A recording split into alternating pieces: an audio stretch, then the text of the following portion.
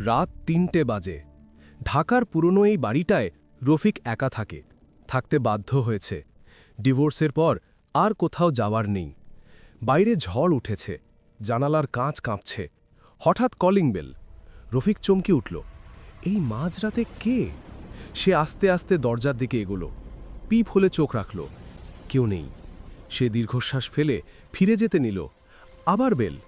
এবার দরজা খুলল সে। বারান্দা ফাঁকা, শুধু মেঝেতে একটা ভেজা পায়ের ছাপ। একটাই, মানুষের পায়ের মতো, কিন্তু আঙুল নেই। রফিকের গলা শুকিয়ে গেল। দরজা বন্ধ করে সে ঘরে ফিরল।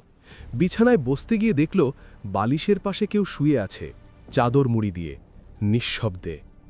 কে কে তুমি? চাদরটা নড়ে উঠল। রফিক পিছিয়ে গেল দেওয়ালের দিকে, হাত ঠেকল সুইচ বোর্ডে। আলো জ্বলে উঠল। বিছানা খালি, কিন্তু বালিশে একটা দাগ। কেউ এইমাত্র মাথা রেখেছিল, আর পাশে রাখা তার মেয়ের ছবিটা, সেটা উল্টো হয়ে গেছে। মেয়ে, যে কিনা ৩ বছর আগে এই বাড়িতেই মারা গিয়েছিল। রফিক ছবিটা সোজা করতে হাত বাড়াল। ঠিক তখন তার কানের কাছে কেউ ফিসফিস করল, বাবা, আমি এসেছি। আলো নিভে গেল। পাশের ফ্ল্যাটের লোকজন পরদিন সকালে দরজা ভেঙে ঢুকে দেখল রফিক মেঝেতে পড়ে আছে, জ্ঞান নেই, মুখে অদ্ভুত হাসি, আর তার হাতের মুঠোয় একটা ছোট্ট চুলের ফিতে, লাল রঙের, যেটা ৩ বছর আগে কবর দেওয়া হয়েছিল।